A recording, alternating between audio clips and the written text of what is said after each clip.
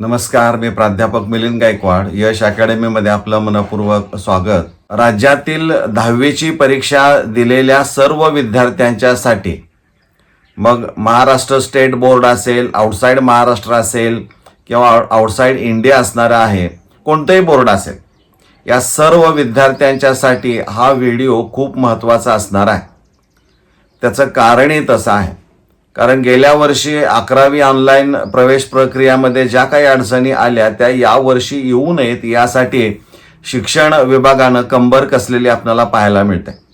आता यामध्ये त्यांनी प्रवेश प्रक्रियेचा पहिला टप्पा म्हणून विद्यार्थ्यांना 10 एप्रिलपासून विद्यार्थी नोंदणी आणि अर्जाचे 2 भाग भरायचे असतात. त्यातला अर्ज भाग 1 पूर्ण करून तो लॉक करायला सांगितलेला आहे. त्यामुळे पहिला टप्पा हा साधारणपणे 30 एप्रिलपर्यंत पूर्ण करण्यास सांगितलेला आहे.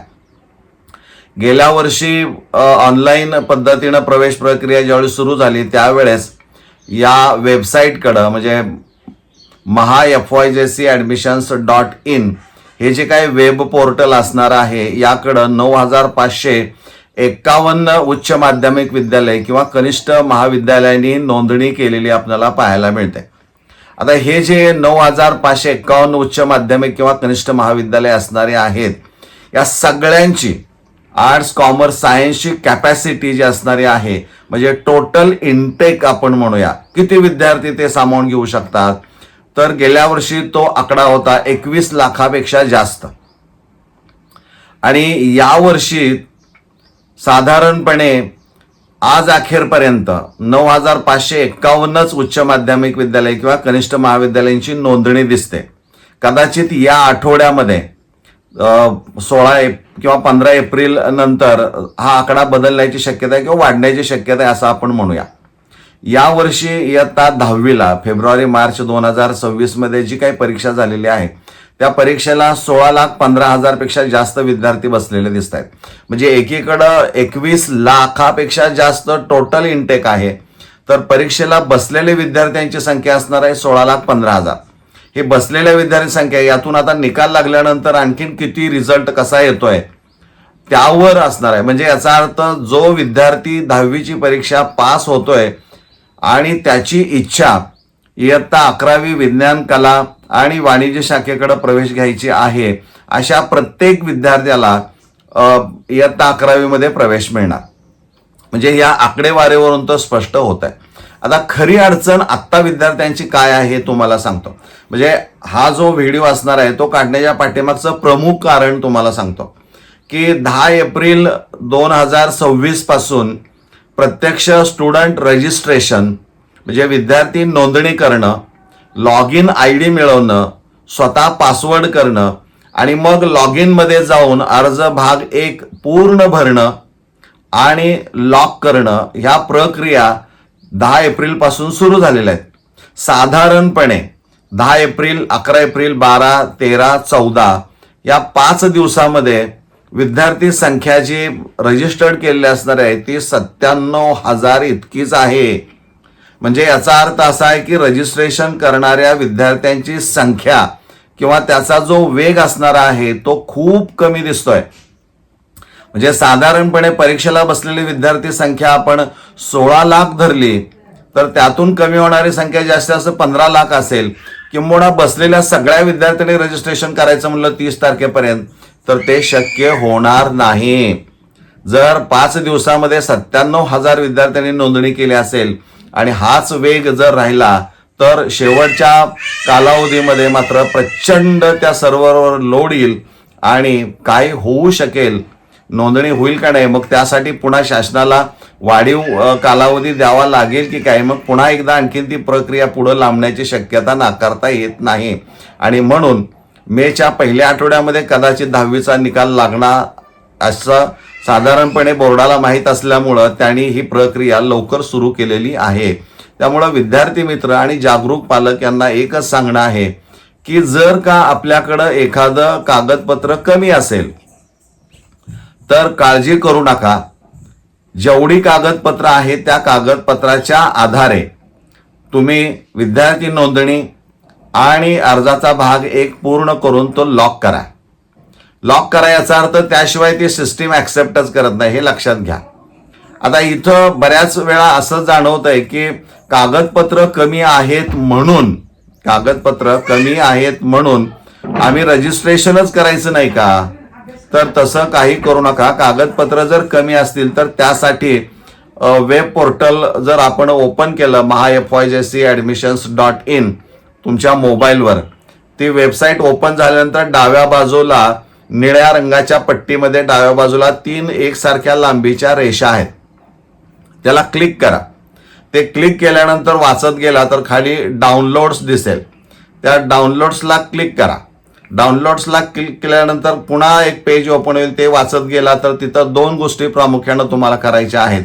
जे विद्यार्थी मायनॉरिटीज मधून असणारे आहेत, म्हणजे अल्पसंख्याक जे विद्यार्थी असणारे आहेत, त्यांनी पण एक अंडरटेकिंग द्यायचं आहे. त्याचं एक मुख्य कारण असं आहे की लिव्हिंग सर्टिफिकेटवर, म्हणजे त्याला आपण म्हणूया भाषिक अल्पसंख्याक हा प्रकार तिथं काही असणार नाही, किंवा धार्मिक अल्पसंख्याकांचा उल्लेख हा लिव्हिंग सर्टिफिकेटवर जर नसेल तर मग मात्र तुम्हाला अंडरटेकिंग हे द्यावं लागतं आणि ते तुम्हाला अपलोड करावं लागणार आहे.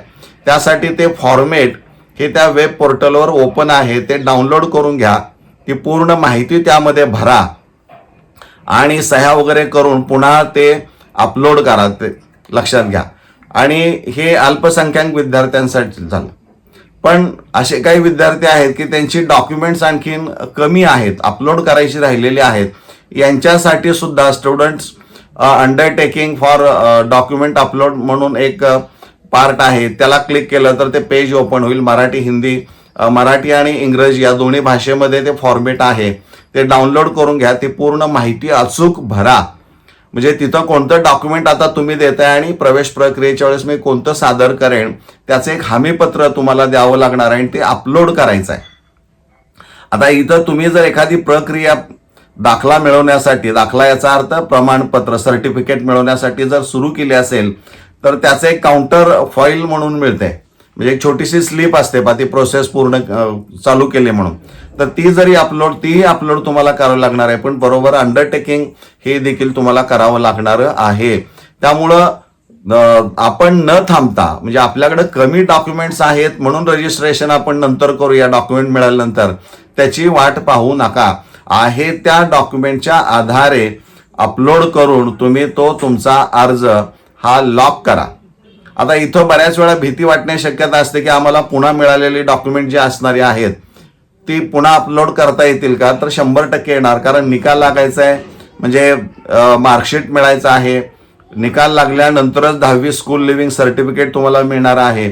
त्यामुळे तो अनलॉक करण्याची व्यवस्था असणारी आहे, म्हणजे आहेच. त्यामुळे भीती बाळगण्याचं काही कारण नाही आहे. पण ती डॉक्युमेंट्स नाहीत, म्हणजे स्कूल लिव्हिंग आणि मार्कलिस्ट हे निकाल लागल्यानंतर मिळणार आहे. तत्पूर्वी बाकीची डॉक्युमेंट्स तुम्हाला अपलोड करावी लागणारी आहेत. ती नसतील तरी सुद्धा हमीपत्र दिलं तरी रजिस्ट्रेशन करणं खूप गरजेचं आहे. म्हणजे हा पहिला टप्पा तुम्ही पूर्ण करून घ्या, वेळेमध्ये करून घ्या. आणि एवढ्यासाठीच हा व्हिडिओ काढलेला आहे. तुम्हाला जर कोणत्याही प्रकारची अडचण येत असेल तर तुम्ही या मोबाईल नंबरवर संपर्क साधू शकता. तुम्हाला संपूर्ण माहिती, तंबू माहिती प्रवेश प्रक्रियेच्या अनुषंगानं दिली जाईल. परंतु एक जनजागृती म्हणून प्रत्येक विद्यार्थ्यानं, प्रत्येक पालकानं इतरांना सांगितलं पाहिजे की बाबा रे, डॉक्युमेंट्स नाहीत म्हणून थांबू नको. मुलाचं रजिस्ट्रेशन, नोंदणी आणि अर्जाचा भाग 1 भरून रिकामा व्हा. कारण अर्जाचा भाग 2 ज्यावेळी भरायला सुरुवात कराल त्यावेळेस अर्जाचा भाग 1 तुमचा पूर्ण असणं गरजेचं आहे. त्यावेळेस तुम्हाला तो अनलॉक करून पुन्हा डॉक्युमेंट्स अपलोड करता येतात आणि पुन्हा तो फॉर्म लॉक करता येतो. हे आपण लक्षात घ्या. त्यामुळं आपण जागरूक पालक आणि विद्यार्थी मिळून ही प्रक्रिया जी असणार आहे या प्रक्रियेमध्ये आपण सहभाग घेऊन जास्तीत जास्त विद्यार्थी कसे यामध्ये नोंदणी करतील या दृष्टिकोनातूनही जनजागृती आपण जर केली तर निश्चित त्याचा फायदा इतर विद्यार्थ्यांनाही झाल्याशिवाय राहणार नाही. म्हणजे थांबणं कोणत्याही बोर्डाचा विद्यार्थी असू द्या, मग तो IBचा आहे का, NIOS आहे का, CBSE आहे का, ICSE आहे का, अन्य आणखीन कोणत्या बोर्डाचा आहे, त्याच्यासाठी एकच वेबसाईट आहे, ती म्हणजे MahaFYJCAdmissions.in. याच वेबसाईटच्या माध्यमातून उच्च माध्यमिक शिक्षण मंडळ पुणे अर्थात राज्य मंडळ पुणेला जे संलग्न उच्च माध्यमिक विद्यालय असणारे आहेत किंवा कनिष्ठ महाविद्यालय असणारे आहेत, त्यामध्ये जर तुम्हाला इयत्ता 11वीमध्ये प्रवेश घ्यायचा असेल कोणत्याही शाखेला, तर तुम्हाला याच वेबसाईटच्या माध्यमातून ऑनलाईन प्रक्रिया पूर्ण केल्याशिवाय 11वीत प्रवेश मिळणार नाही.